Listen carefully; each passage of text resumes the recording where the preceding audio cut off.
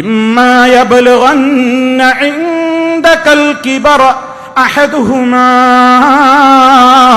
ഔ കിലാഹുമാ فلا تقل لهما أف ولا تنهرهما وقل لهما قولا كريما واخفض لهما جناح الذل من الرحمة وقل رب ارحمهما كما ربياني صغيرا. ഏതൊരു ഗ്രന്ഥത്തിന് സ്നേഹിച്ചുകൊണ്ട് നമ്മൾ ഒരുമിച്ച് കൂടിയിരിക്കുന്നുവോ ആ മഹനീയമായ ഗ്രന്ഥത്തിൽ സൂറത്തുൽ ഇസ്രായിലൂടെ സർവപിതാക്കളുടെയും മനസ്സിന് തണലേകുവാൻ, സർവമാതാക്കളുടെയും മനസ്സുകൾക്ക് കുളിര് പകരാൻ അല്ലാഹു ലോകത്തോട് പറയുകയാണ്, ഒരു രക്ഷിതാവും വിഷമിക്കാൻ ഇടവരരുത്, ഒരു ഉപ്പയും ദുഃഖിക്കാൻ ഇടവരരുത്, ഒരു ഉമ്മയും പ്രയാസപ്പെടാൻ ഇടവരരുത്. കാരണം മക്കളെ, ഉപ്പയെയും ഉമ്മയെയും ഒക്കെ ആരോഗ്യമുള്ള സമയത്ത് അവരുടെ തണലിലാ നിങ്ങൾ ജീവിക്കുന്നത്.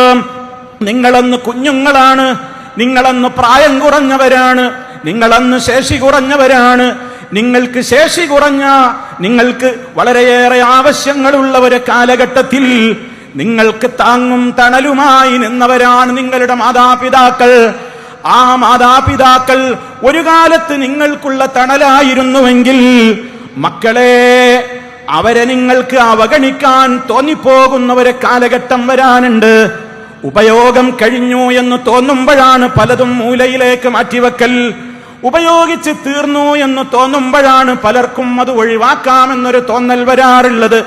അതുകൊണ്ട് റബ്ബ് പറയുകയാണ്, ഉപയോഗിച്ച് ഉപയോഗിച്ച് പഴകിപ്പോയി, ഇനി ഇതൊരൽപ്പമൊന്ന് മാറ്റിവെക്കേണ്ട ഘട്ടമായി എന്ന് തോന്നുന്ന ഒരു ഘട്ടമാണ് നമ്മുടെ മാതാപിതാക്കൾക്ക് ജരാനിരകൾ ബാധിച്ച് പ്രായാധിക്യത്തിൽ അവർ എത്തുന്ന ഘട്ടം. വിശുദ്ധ ഖുർആൻ കരുണ കാണിക്കാൻ തെരഞ്ഞെടുത്ത ആ പരമപ്രധാനമായ സമയം മറ്റ് സമയങ്ങളിൽ നമ്മൾ അറിയാതെ തന്നെ പറയാതെ തന്നെ ആരോഗ്യമുള്ള മാതാപിതാക്കളെ നമുക്ക് ആവശ്യമുള്ള കാലത്ത്, നമ്മൾ അവരുടെ തണലിൽ കഴിയുന്നൊരു കാലത്ത് അവരെ നിങ്ങൾ പ്രത്യേകം പരിഗണിക്കണേ എന്ന് പറയേണ്ടതില്ലാത്തത്ര മനുഷ്യപ്രകൃതി അതിന്റെ ആ ഒരു ബന്ധങ്ങളെ നിലനിർത്താൻ ശ്രമിക്കുമ്പോൾ അവരെ സംബന്ധിച്ചുള്ള ഉപയോഗങ്ങൾ തന്റെ ജീവിതത്തിൽ ഇനി അവസാനിച്ചു കഴിഞ്ഞു, താൻ എന്തിനും പോന്നവനാണെന്നൊരു തോന്നൽ വരുമ്പോ പ്രിയപ്പെട്ട മക്കളെ, ഉമ്മയുടെ മനസ്സ് വേദനിപ്പിച്ചു പോകരുത്, ഉപ്പയുടെ മനസ്സ് വേദനിപ്പിച്ചു പോകരുത്. അതാണ് വിശുദ്ധ ഗ്രന്ഥം ആഹ്വാനം ചെയ്യുന്നത്. ഇമ്മാ യബ്ലുഗന്ന ഇൻദകൽ കിബർ അഹദുഹുമാ ഔ കിലാഹുമാ. ആ മാതാപിതാക്കൾ രണ്ടിൽ ആരെങ്കിലും ഒരാളോ അല്ലെങ്കിൽ രണ്ടാളും തന്നെയുമോ നിന്റെ അടുക്കൽ അവര് പ്രായാധിക്യത്തിലെത്തിക്കഴിഞ്ഞാൽ ഫലാ തഖുൽ ലഹുമാ ഉഫിൻ, ഛേ എന്ന് പോലും നിന്റെ ഉമ്മയോട് നിന്റെ ഉപ്പയോട് നീ പറയല്ല മോനെ. അതെ, നീ അവരോട് ഏറ്റവും മാന്യമായ വർത്തമാനമേ പറയാവൂ.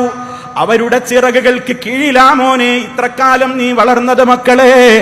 ഇനി അങ്ങോട്ട് നിങ്ങൾ എന്ത് ചെയ്യണം? വഖ്ഫിദ് ലഹുമാ, അവർക്കിരുവർക്കും നിങ്ങൾ താഴ്ത്തിക്കൊടുക്കണം. ജനാഹദ്ദുല്ലി മിനർ റഹ്മതി, കാരുണ്യത്തിൽ പൊതിഞ്ഞ നിലക്കുള്ള വിനീത ഭാവത്തോടെ ആ ചിറക് നിങ്ങൾ അവർക്ക് വിരിച്ചു കൊടുത്ത് അവർക്കൊരു തണലേകണം മക്കളെ.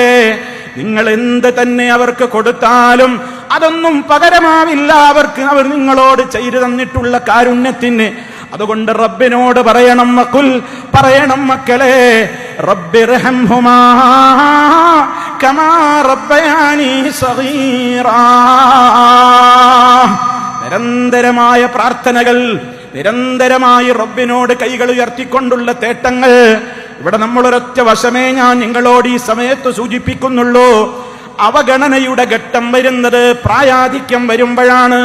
പ്രായമായ ഉമ്മക്കും ഉപ്പക്കും ഒരു തോന്നലാണ് പലപ്പോഴും വരാറുള്ളത്, എന്റെ മക്കളൊക്കെ വളർന്ന് വലുതായി, അവരുടേതായ ശേഷിയിലെത്തി, അവരുടേതായ താല്പര്യങ്ങളും കാര്യങ്ങളും സ്വന്തമായി നടത്താനുള്ള ഒരു ഘട്ടമായപ്പോൾ ഈ ഉപ്പ അവന് വേണ്ടാത്തവനായി, ഈ ഉമ്മ ഇപ്പോൾ അവന് കണ്ണെടുത്താൽ കാണാൻ പറ്റാത്തവനായി, ഒരു മുശാവറയും ഒരു കാര്യത്തിലും ഇല്ലാതെയായി.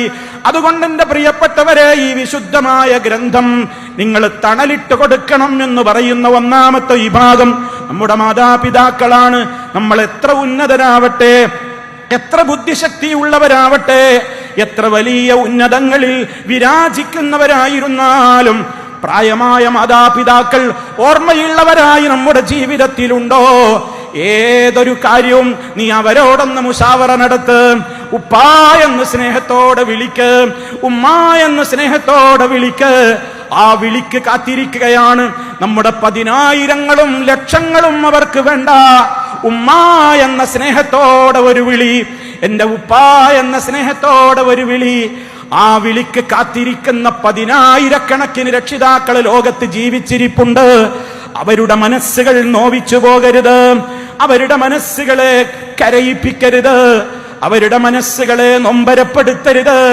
എന്റെ പ്രായമായ ഉമ്മ, എന്റെ പ്രായമായ ഉപ്പ, അതെങ്ങനെയാണെങ്കിലും അതെന്റെ ഉപ്പയാണ്, ഉമ്മയാണ്. ഉമ്മ, ഉപ്പ, നിങ്ങളല്ലാത്ത ഒരാൾ എനിക്കില്ല. എന്റെ ഏത് കാര്യത്തിലും ഞാനേറെ പരിഗണിക്കുന്നത് എന്റെ ഉപ്പയെ തന്നെയാണ്, ഉമ്മയെ തന്നെയാണ്. അത് ഞാൻ ഏതൊരു വിഷയത്തിനിറങ്ങുമ്പോഴും എന്റെ കാര്യത്തിലെ ആദ്യത്തെ മുശാവറ അംഗം എന്റെ പ്രിയപ്പെട്ട മാതാപിതാക്കളായിരിക്കുമെന്നൊരു തീരുമാനമെടുത്ത് ഏത് കാര്യത്തിലും നമ്മുടെ മാതാപിതാക്കളോടുള്ള ബന്ധം അങ്ങനെ അവർക്ക് അവഗണന തോന്നിക്കപ്പെടുന്ന, അവരവഗണിക്കപ്പെടുന്നു എന്ന തോന്നൽ അവർക്ക് ധാരാളമായി വരുന്ന പ്രായമേറെ ചെല്ലുന്ന ഘട്ടങ്ങളിൽ ഏറെ നമ്മൾ അവരോട് കാരുണ്യത്തിന്റെ ചിറക് വിരിച്ച് താഴ്ത്തിക്കൊടുത്ത് തണലാകണേ, എങ്കിലേ നമുക്ക് രക്ഷയുള്ളൂ എന്നാണ് അല്ലാഹു സുബ്ഹാനഹു വ തആല ഓർമ്മപ്പെടുത്തുന്നത്.